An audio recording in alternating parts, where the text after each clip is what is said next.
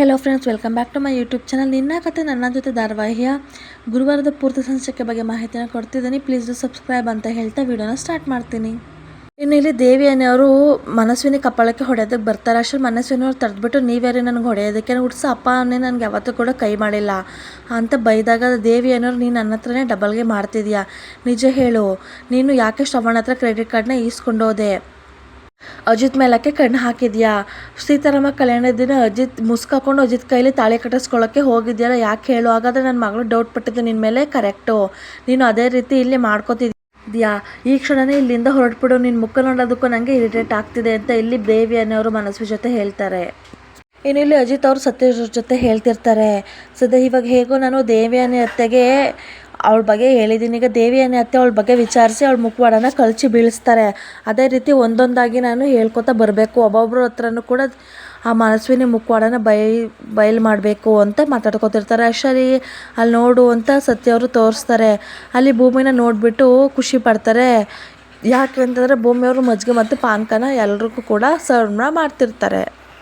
ಅದು ನೋಡಿ ಸತ್ಯ ಅವ್ರು ಹೇಳ್ತಾರೆ, ನೋಡು ಭೂಮಿ ಅಷ್ಟು ಚೆನ್ನಾಗಿ ಟೀ ಮಾಡ್ತಾಳೆ, ಈಗ ಪಾನಕ ಮಜ್ಜಿಗೆನ ಹಂಚ್ತಿರೋದ್ರಿಂದ ಅವಳು ಟೀ ವ್ಯಾಪಾರ ಕಡಿಮೆ ಆಗುತ್ತೆ, ಅವಳಿಗೆ ಗೊತ್ತು ಈ ಥರ ಆಗುತ್ತೆ ಅಂತ. ಆದರೂ ಕೂಡ ಅವಳು ತನ್ನ ಒಳ್ಳೆತನನ ಬಿಡಲ್ಲ, ಎಲ್ಲ ಥರ ಒಳ್ಳೆ ಗುಣನೂ ಅವಳಲ್ಲಿದೆ ಅಂತ ಹೇಳಿದಾಗ ಅಜಿತ್ ಅವರು ಹೌದು ಭೂಮಿ ಸೇಮ್ ನಮ್ಮ ಅಮ್ಮನ ಥರನೇ ಅಂತ ಹೇಳ್ತಾರೆ.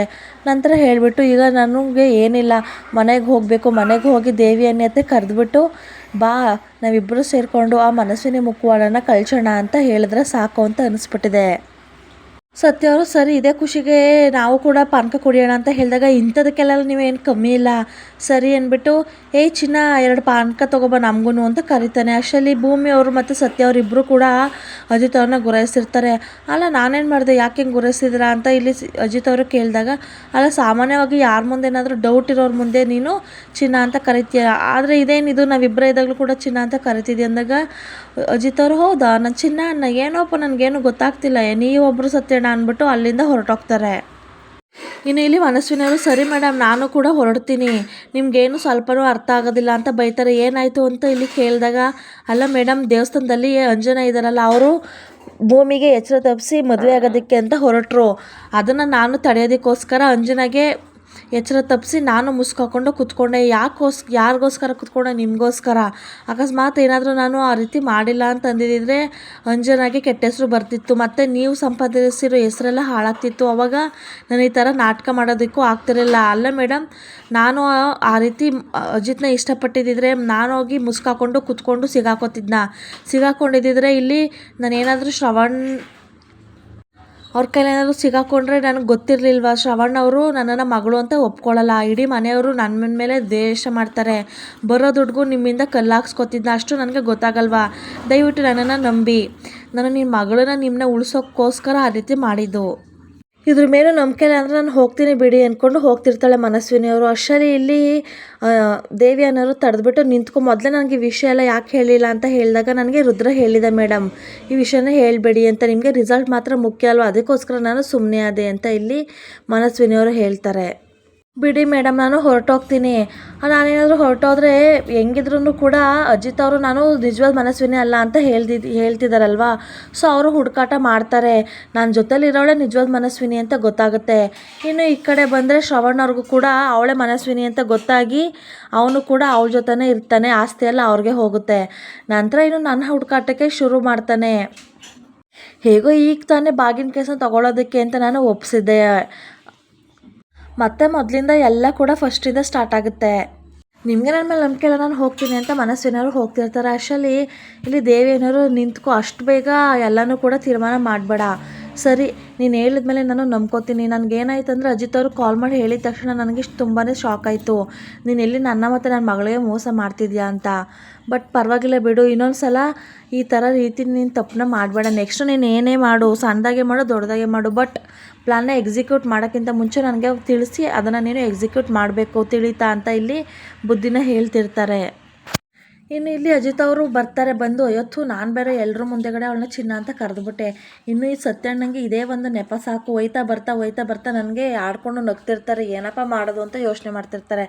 ಅಷ್ಟರಲ್ಲಿ ಸತ್ಯಣ್ಣ ಅವರು ಬಂದು ಕೂತ್ಕೋತಾರೆ. ಅಷ್ಟರಲ್ಲಿ ಇಲ್ಲಿ ಭೂಮಿಯವರು ಸತ್ಯಣ್ಣ ಅಂದ್ಬಿಟ್ಟು ಪಾನಕ ತೊಗೊಬಂದು ಇಟ್ಬಿಟ್ಟು, ಸತ್ಯಣ್ಣ ಮೊದಲು ಕೇಳಿ ಎಲ್ಲರ ಮುಂದೆಗಡೆ ನನ್ನ ಯಾಕೆ ಚಿನ್ನ ಅಂತ ಕರೆದಿದ್ದು, ಕೇಳಿ ಫಸ್ಟು ಕೇಳಿ ಅಂತ ಇಲ್ಲಿ ಭೂಮಿಯವ್ರು ಹೇಳಿದಾಗ ಅಜಿತ್ ಅವರು ಆಯಿತು ಬಿಡೆ ಏನೋ ಸಡನ್ನಾಗಿ ಬಂದ್ಬಿಡ್ತು ಫ್ಲೋ ಅಲ್ಲಿ.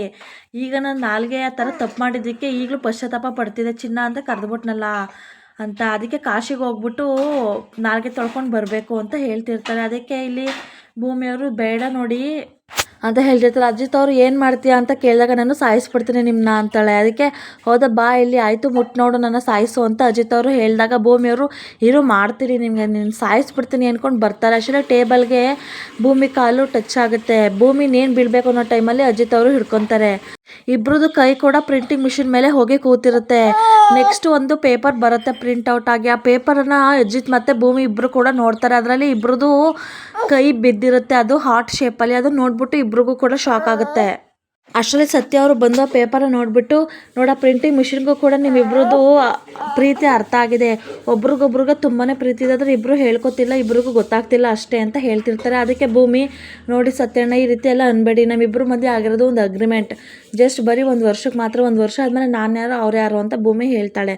ಅಜಿತ್ ಅವರು ಕೂಡ ಹೌದು ಇದೊಂದು ಭೂಮಿ ನನಗೆ ಮಾಡೋದಕ್ಕೆ ಬೇಜಾನ್ ಕೆಲಸಗಳಿದೆ, ನನಗೆ ಇದನ್ನೇ ಮಾಡ್ಕೊಂಡು ಕೂತ್ಕೊಳ್ಳೋದಕ್ಕೆ ಆಗೋದಿಲ್ಲ. ಸರಿ ನೋಡು ಭೂಮಿ ಇರೋದು 1 ವರ್ಷ ಅಲ್ಲ, ಇನ್ನೇನಿದ್ರು 9 ತಿಂಗಳು ಅಷ್ಟೇ ಅಂದ್ಬಿಟ್ಟು ಇಬ್ಬರು ಕೂಡ ಅಲ್ಲಿಂದ ಹೋಗ್ತಾರೆ. ಇನ್ನು ಸತ್ಯ ಅವರು ಈ ಸದ್ಯಕ್ಕೆ ನಿಮ್ಮಿಬ್ರಿಗೂ ಕೂಡ ಅರ್ಥ ಆಗೋದಿಲ್ಲ, ಆದರೆ ಮುಂದೆ ಒಂದಿನ ಅರ್ಥ ಆಗುತ್ತೆ. ಅಲ್ಲಿವರೆಗೂ ಈ ಒಂದು ಪೇಪರ್ ನಿಮ್ಮ ಹೃದಯದ ಬಡಿತವಾಗಿರುವಂಥ ಈ ಒಂದು ಪೇಪರ್ನ ಅಜಿತ್ ನಿನ್ನ ಫೈಲಲ್ಲೇ ಇರಲಿ ಅಂದ್ಬಿಟ್ಟು ಅಜಿತ್ ಅವ್ರ ಫೈಲಲ್ಲೇ ಅದನ್ನು ಇಡ್ತಾರೆ. ಇನ್ನು ಇಲ್ಲಿ ಅಜಿತ್ ಮತ್ತು ಭೂಮಿ ಮನೆಗೆ ಬರ್ತಾರೆ. ಎಲ್ಲರೂ ಕೂಡ ಸಪ್ಪಗಿರ್ತಾರೆ. ದೇವಿಯನಿಯವರು ಅಳ್ತಾ ಕೂತಿರ್ತಾರೆ. ನೋಡ್ಬಿಟ್ಟು ಏನಾಯಿತು ಅಂತ ಕೇಳ್ತಾರೆ. ಅದಕ್ಕೆ ದೇವಿಯನಿಯವರು ಏನಿಲ್ಲ ಬಿಡು ಅಂದ್ಕೊಂಡು ಒಳಗಡೆ ಹೊರಟೋಗ್ತಾರೆ. ನಂತರ ಅಜಿತ್ ಅವರು ಏನಾಯಿತು, ನಾನೇನಾದರೂ ಅಶ್ವಿನಿ ವಿಚಾರನ ಹೇಳಿದ್ದೆ ದೇವಿಯನಿ ಅತ್ತೆಗೆ, ಅದೇನಾದರೂ ಮನೇಲಿ ಪ್ರಾಬ್ಲಮ್ ಆಯಿತಾ ಅಂತ ಕೇಳಿದಾಗ ಸರಿ ನಾನು ಇಲ್ಲಿ ಅತ್ತೆ ಜೊತೆ ಮಾತಾಡ್ತೀನಿ ಅಂತ ಹೋಗ್ತಿರ್ತಾರೆ. ಅಷ್ಟರಲ್ಲಿ ಏನಿಲ್ಲ ನಿನಗೆ ನಾಳೆ 21 ಡೇಟು ಗೊತ್ತಿಲ್ವ ಏನು ಅಂತ ಅಂತಾರೆ. ಅದಕ್ಕೆ ಅಜಿತ್ ಅವರು ಏನು ನೆನಪಿಲ್ಲ ಅಂದಾಗ ನಾಳೆ ನಿಮ್ಮ ರಮಣ್ ಮಾವ ಅವ್ರದ್ದು 21ನೇ ವರ್ಷದ ತಿಥಿ ಕಾರ್ಯ ಇದೆ ಕಣೋ. ಶ್ರವಣ್ ಅವರು ಕಾಲ್ ಮಾಡಿದರು, ಎಲ್ಲ ವರ್ಷವೂ ಕೂಡ ಬರ್ತಾರಲ್ಲ ಪುರೋಹಿತರು, ಅವ್ರನ್ನ ಕೇಳಿದ್ರಂತೆ ನಾಳೆನೇ ನಾವು ಶ್ರೀರಂಗಪಟ್ಟಣಕ್ಕೆ ಹೊರಡಬೇಕು.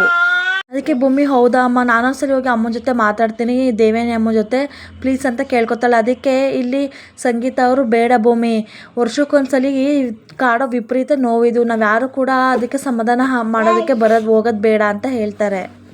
ಇನ್ನಿಲ್ಲಿ ದೇವಿಯನಿಯವರು ಅವ್ರ ಗಂಡನ ಫೋಟೋದ ಹತ್ರ ಬಂದು ಅಳ್ತಿರ್ತಾರೆ. ಹತ್ಕೊಂಡು ಡ್ರಿಂಕ್ಸ್ನ ಕುಡಿತಾ ಈ ಹಳೇದನ್ನೆಲ್ಲ ನೆನಪು ಮಾಡ್ಕೊತಿರ್ತಾರೆ. ಹಳೇದ್ರಲ್ಲಿ ಏನಿರುತ್ತಂದರೆ ಇಲ್ಲಿ ದೇವಿಯನಿಯವ್ರಿಗೆ ಅವ್ರ ಗಂಡ ಚೈನ್ನ ಕೊಡ್ತಿರೋದು ಹಿಡ್ಕೊಂಡು ಅಲಾರಾಮಣ್ಣ ಎಷ್ಟು ದಿನ ಅಂತ ನಾವು ಇಷ್ಟರಲ್ಲೇ ಸಂತೋಷ ಪಡೋದು, ನಾವು ಚೆನ್ನಾಗಿ ಬದುಕಬೇಕು, ದುಡ್ಡನ್ನ ಮಾಡಬೇಕು, ಅದಕ್ಕೆ ನಾನೊಂದು ಇಲ್ಲಿ ಐಡಿಯಾನ ಮಾಡಿದ್ದೀನಿ, ತೊಗೊಳ್ಳಿ ಈ ಫೈಲ್ನ. ಇದರಲ್ಲಿ ನಾವು ಕೋಟಿಗಟ್ಟಲೆ ಹಣನ ಸಂಪಾದನೆ ಮಾಡ್ಬೋದು. ಹಳೆ ಎಕ್ಸ್ಪೈರಿ ಆಗಿರುವಂಥ ಮೆಡಿಸನ್ಸ್ಗಳನ್ನ ನಾವು ಮಾರಬೇಕು. ಸೊ ಇದನ್ನು ನಾವೆಲ್ಲ ಕೂಡ ಮಾರಿದ್ರೆ ನಮಗೆ ಕೋಟಿ ಹಣ ಬರುತ್ತೆ, ದಯವಿಟ್ಟು ಇದಕ್ಕೆ ಹೆಲ್ಪ್ ಮಾಡ್ತೀರಲ್ವ ಅಂತ ಕೇಳಿದಾಗ ರಮಣ್ ಅವರು ಹೆಲ್ಪ್ ಮಾಡ್ತೀನಿ ಅಂತ ಕೈನ ಚಾಚ್ತಾರೆ. ದೇವೇನಿಯವರು ಆ ಫೈಲ್ನ ಕೊಡ್ತಾರೆ. ಶ್ರವಣ್ ಅವರು ಡೀಲ್ ಓಕೆ ಅಂತ ಹೇಳ್ತಾರೆ. ಫ್ರೆಂಡ್ಸ್, ಇವತ್ತಿನ ಎಪಿಸೋಡ್ ಇಲ್ಲಿಗೆ ಮುಗಿಸ್ತೀನಿ. ಮತ್ತೆ ಮುಂದಿನ ಎಪಿಸೋಡೊಂದಿಗೆ ಬರ್ತೀನಿ. ಮುಂದಿನ ಎಪಿಸೋಡ್ ತುಂಬಾ ಚೆನ್ನಾಗಿದೆ.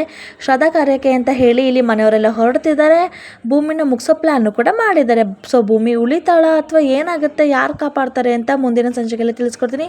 ನೋಡ್ತಾ ಇರಿ. Please do subscribe and thank you for watching.